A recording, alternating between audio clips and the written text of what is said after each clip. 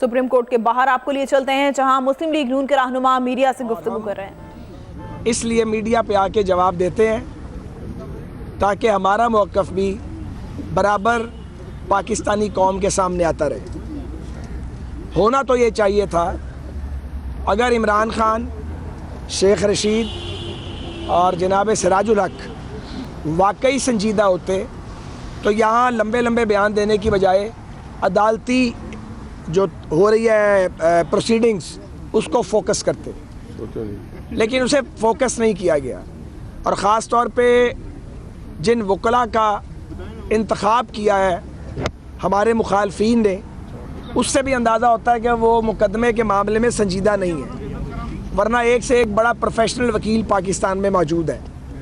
और उनके वकला वो हैं जो बहरहाल जो है वो सफ़े अव्वल के जो वकला हैं पाकिस्तान में, उनमें शामिल नहीं है। तो जब भी कोई शख्स अपने मुकदमे के लिए संजीदा होता है, वो वकला की सिलेक्शन बड़ी एहतियात के साथ करता है। तो ये बात साबित हो रही है कि इमरान साहब, शेख रशीद साहब और सिराजुल हक साहब केस में सीरियस नहीं है। वो एक पब्लिक केस बनाना चाहते हैं, इसे एक सियासी और अवामी मुकदमे के तौर पे ले रहे हैं। और यही वजह है कि रोज़ाना एक नहीं बल्कि 3-3 बार ब्रीफिंग जो है वो की जाती है, और वो ब्रीफिंग कम है और एब्यूज़िव लैंग्वेज ज़्यादा है, इल्ज़ाम है, झूठ है और धूल उड़ाई जाती है। इमरान खान साहब ने यादश बखैर जब ये एक जमात बन रहे थे और एक बड़े लीडर बनने जा रहे थे, हम सबको अच्छी तरह याद है पाकिस्तानी कौम को ये मशवरा दिया था कि आप अपना पैसा हुंडी के ज़रिए मुल्क से बाहर भेजा करें। उस पर एक हाहाकार मच गई और लोगों ने कहा ये किस तरह का लीडर है जो कौम को गैर कानूनी चैनल्स, गैर कानूनी ज़राए इख्तियार करने के पब्लिकली मशवरे दे रहा है। आपको याद होगा, भाई पीछे खामोशी इख्तियार करेंगे ज़रा, खामोश। फिर आपको याद होगा कि यही वो साहब हैं जिन्होंने ये कहा कि वो जब बरसरे इक़्तिदार आएंगे तो वो थानेदारों का इलेक्शन कराएंगे। उस पर भी एक खासा मजाक पड़ा। और आज अदालत में इनका मौक़िफ़ ये है कि 20 अरब डॉलर जो पाकिस्तान में फ़ॉरेन रेमिटेंस के आते हैं और जिस पे पाकिस्तान की इकॉनमी खड़ी है, उसको इसलिए टैक्स कर दें कि मियाँ नवाज़ शरीफ को उनके बेटे ने चंद करोड़ रुपए एक बार भेजे थे, 1 या 2 बार भेजे होंगे बहरहाल। तो फ़ॉरेन रेमिटेंस को इसलिए टैक्स करवाना चाहते हैं ताकि मियाँ नवाज़ शरीफ पे एक चार्ज बने, भले पाकिस्तान की इकॉनमी का भट्टा बैठ जाए। तो ये है इमरान खान की सियासत और ये है उनका लेवल कि वो ज़ाती वेंडेटा के लिए, ज़ाती बदला लेने के लिए पाकिस्तान की इकॉनमी को, पाकिस्तान की, यार एक सेकंड के लिए ज़रा खामोशी इख्तियार कर लेना, कोई एटिकेट्स है, हाँ प्लीज़। तो पाकिस्तान की इकॉनमी को और पाकिस्तान की मईशत को वो बर्बाद करने पर तुले हुए हैं। ये पूछा जाना चाहिए इमरान खान से, और जब आएँ तो मैं तवक्को करता हूँ कि उनसे ये सवाल पूछा जाए कि आप किसके लिए काम कर रहे हैं, पाकिस्तान के लिए कर रहे हैं या पाकिस्तान के दुश्मनों के लिए काम कर रहे हैं। और अगर आपको सियासत बहुत आई हुई है तो आप लोगों में जाके सियासत करें। आप सुप्रीम कोर्ट में, आप अदारों में आके सियासत करते हैं जो गैर सियासी अदारे हैं। जब सबूत देने की बारी आती है आपके पल्ले कुछ नहीं निकलता, पल्ले कुछ नहीं है, मगर इल्ज़ाम ही इल्ज़ाम है और झूठ ही झूठ है। और ये यहाँ ये काम करने आते हैं कि 2 बार मीडिया के सामने आए, कैमरे की आँख के ज़रिए और टीवी की स्क्रीन के ज़रिए एक परसेप्शन बिल्डअप करें। तो इमरान खान साहब, शेख रशीद साहब और सिराजुल हक साहब, आपका परसेप्शन बिल्डअप नहीं हो रहा। लोग जान रहे हैं कि आप पॉलिटिक्स कर रहे हैं। ख़ास तौर पे इमरान खान का और कोई मकसद नहीं है, नवाज़ शरीफ फोबिया है उन्हें, और उन्हें शायद रात को भी नवाज़ शरीफ साहब ख्वाब में आते हैं, उन्हें चैन नहीं है। और ये काम ख़त्म होगा, कोई और काम शुरू कर देंगे, असल काम नहीं करेंगे, खैबर पख्तूनख्वा में लोगों को सर्व नहीं करेंगे। जिस सूबे के हुक्मरान हैं उस सूबे में लोगों को सर्व नहीं करेंगे, सिर्फ इस्लामाबाद का घेराव करेंगे, धरने देंगे, कैपिटल की ज़िंदगी को मफलूज करने की कोशिश करेंगे, अदालतों का वक्त ज़ाया करेंगे, अदालतों को दबाव में लाने की नापाक और मज़मूम साजिश करेंगे।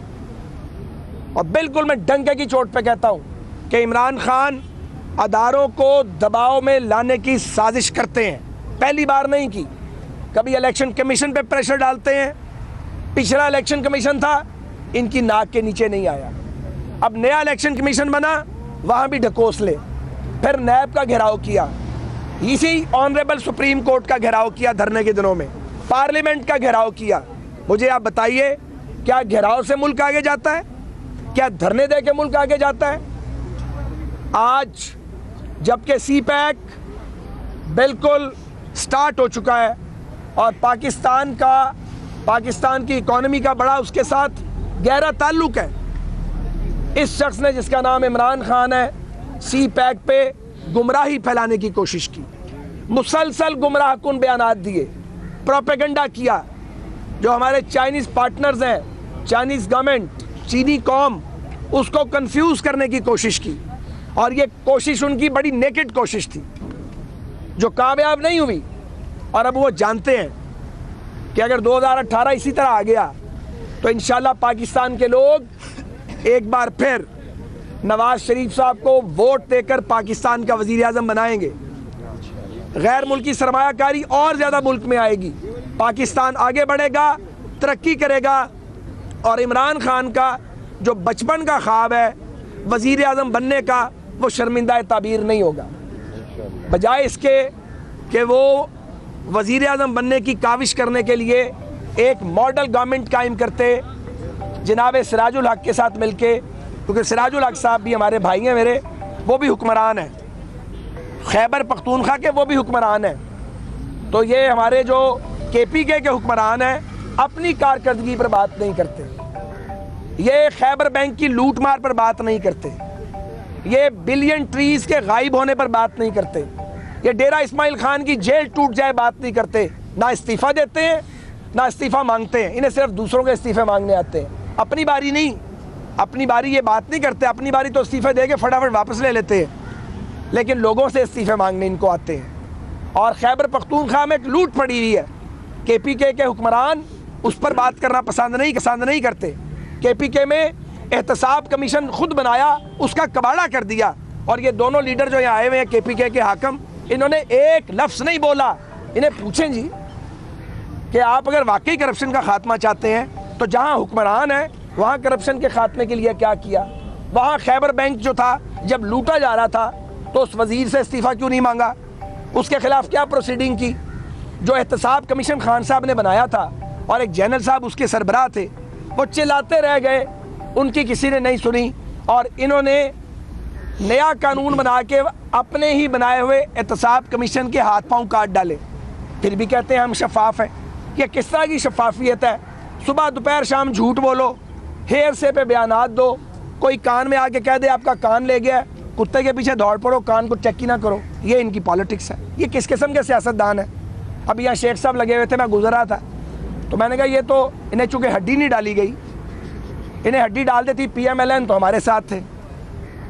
तो ये बाज़ लोग हैं सत करे बिल्ले, लाहौर की टिपिकल स्लैंग है ये, सत करा बिल्ला, हर घर फिरदा है, हर घरों में जाते हैं, हर जगह से दूध पीते हैं। तो ये कुछ सत करे बिल्ले हैं और जिसे कहीं अमान नहीं मिलती, जहाँ जिसे उसकी पार्टी मुंह नहीं लगाती, वो PTI में जाके भानुमती के कुंभे में शामिल हो जाता है, जिसका ना सर है ना पैर है ना आगा ना पीछा, पता ही नहीं है चेहरा किस तरफ है, प्रोग्राम क्या है, एजेंडा क्या है, टारगेट्स क्या है। सिर्फ बोलना है, झूठ बोलना है, बेशुमार बोलना है। मुझे पता मुझे गालियाँ निकाली जा रही हैं, अभी और निकालेंगे, अब इससे फ़र्क नहीं पड़ता। शुरू में फ़र्क पड़ता था क्योंकि हमने किसी को कभी गाली नहीं दी, हमें कभी हमारे मुखालिफ ने गाली नहीं दी।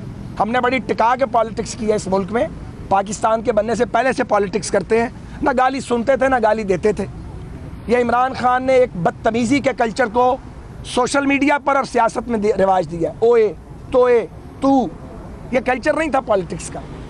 मैंने कल भी ये कहा था हम सख्त गुफ्तगू नहीं करना चाहते, लेकिन इनको ढील दी हुई थी, ढील, कितना सा ढील दे, इनकी लगाम ढीली की हुई थी कि यार शायद ठीक हो जाए, मगर ये नाकाबिल इस्लाह लगता है।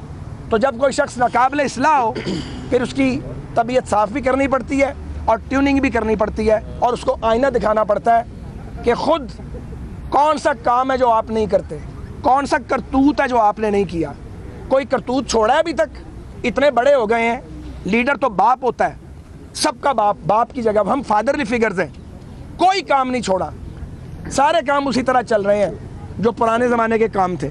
हमें आगे पढ़ाते हो कि मैं बड़ा पवित्र हूँ और पवित्र बन जाओ और मुकद्दस गाय हूँ मैं। आप मुकद्दस गाय नहीं है, जो कुछ आप करते हैं वो सबको पता है।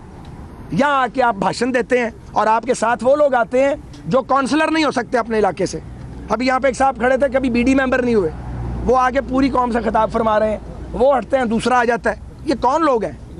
इनके चेहरे पॉलिटिक्स में तो नहीं देखे। ये कोई फिल्म चल रही है जिसमें नए चेहरे आएंगे? एक पॉलिटिकल स्ट्रगल है। क्या पॉलिटिकल स्ट्रगल है आपकी? 2.5 दिन की जेल है डेरा गाजी खान की, 4था दिन तो निकाला नहीं गया था। फिर एक और बात मुझे याद आई है, मौसूफ का बड़ा मारूफ जुमला है, नवाज शरीफ छुपता है अदालत के पीछे, साद रफीक छुपता है स्टे के पीछे, छुपन छुपाई इमरान खान खेलता है। मैं ज़रा गिन के बता देता हूँ आपको। जब हमने धरना दिया, लॉन्ग मार्च किया जजिस की बहाली के लिए, इस्लामाबाद में कौन छुपा था? इमरान खान छुपा था। नवाज शरीफ तो बब्बर शेर की तरह बाहर निकल आया था लाहौर से, हम सारे बाहर निकले थे और यहाँ पे ये छुपा हुआ था। इनका ये ख्याल था मौसूफ का कि नवाज शरीफ रास्ते में पकड़े जाएंगे और मैं बीच में से निकल के लीडर बन जाऊँगा, और सारे ओले पड़ गए इनके ख्वाब पे। हम निकले और गुजरांवाला तक अल्हम्दुलिल्लाह जज बहाल करके घर वापस चले गए, लुकिया रहा।